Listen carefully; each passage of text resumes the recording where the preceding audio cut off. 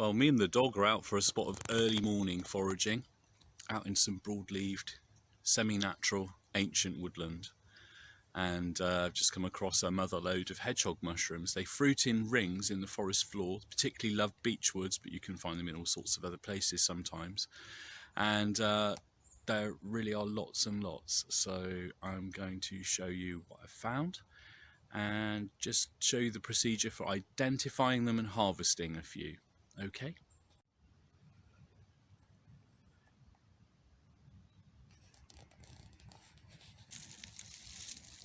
As you can see, there are lots and lots and lots and lots of them, and they tend to form great big rings. We've got some quite small specimens in some sections, so I'm going to leave those be. Let them grow bigger, and they can be the reservoir of spores for the future. But this ring's absolutely huge.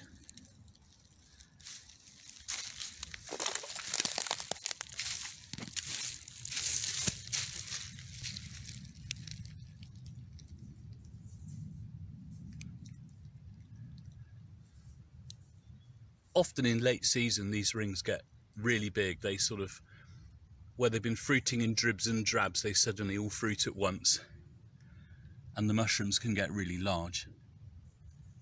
But they're still just as good when they're big as when they're small. In fact, if anything, they're a bit better.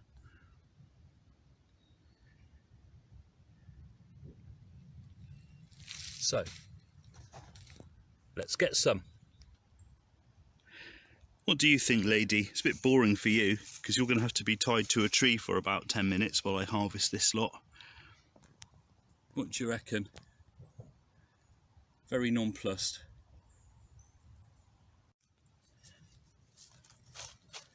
We'll carefully just clean away the leaf litter around them, and using my sharp knife, cut through the stems. They're quite brittle, so you've got to be careful not to damage them.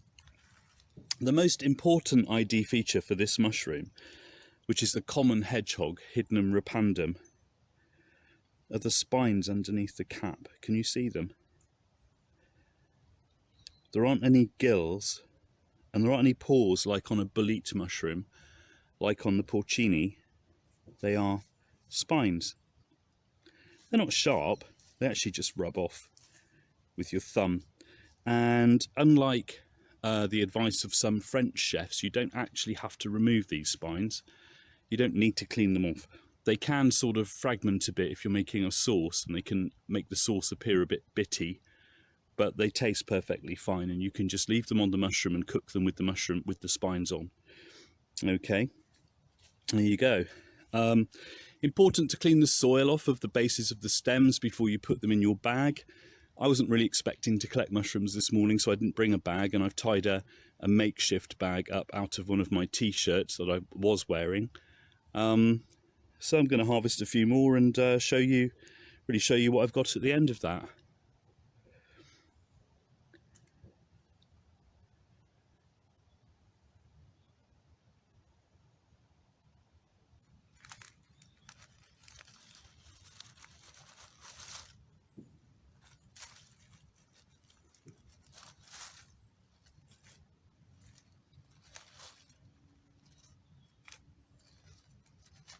These are all in perfect condition.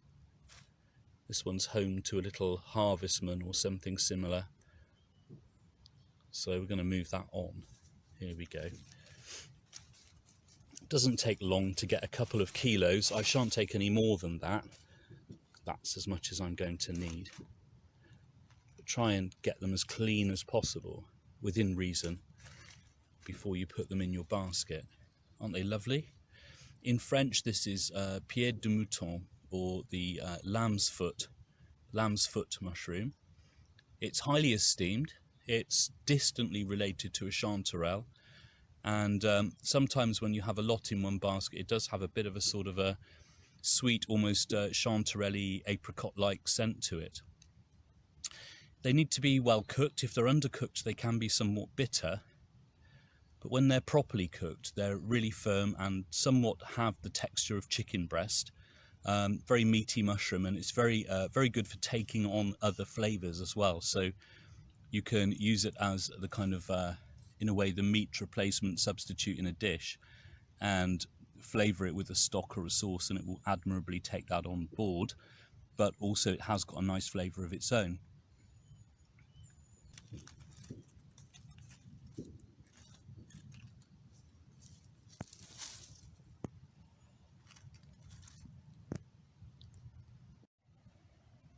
So, Hydnum repandum, the common hedgehog. As I said before, not many ID features you need to know about. The most important thing being the numerous spines on the underside of the cap. The cut flesh will turn slightly yellowy orange after a little while in the basket, or in my case in the t-shirt. And not much you can confuse it with. There are some rarer hedgehogs, much rarer, particularly up in Scotland in the Caledonian forest. Some of them have got scaly caps. There's one with a violet sort of cap, and they often smell of curry or fenugreek. They occur with pines particularly. Please don't harvest those. They're really too rare to be harvested for food in most cases. You're really looking for this kind of creamy ivory buff coloured specimen. This is about typical. And providing it is this creamy ivory buff colour, growing in rings, lots of spines underneath the cap, then you've got the common hedgehog. Very good eating. I've harvested about a third of the ring, which is in prime condition. The rest is either too small or too old, so we're leaving all of those to spore and as food for the various insects and things that like to live on mushrooms, but not many do on the hedgehog mushroom. And it's quite good from that point of view as well, because it's not really prone to fungus, gnat, maggots. You will very, very rarely find a maggoty specimen. So I hope you go and find your own and thoroughly enjoy them. Please don't overpick. I've got enough here to keep me going for a good few days. I'm not going to pick any more right now. And enjoy your mushroom hunting. Bye.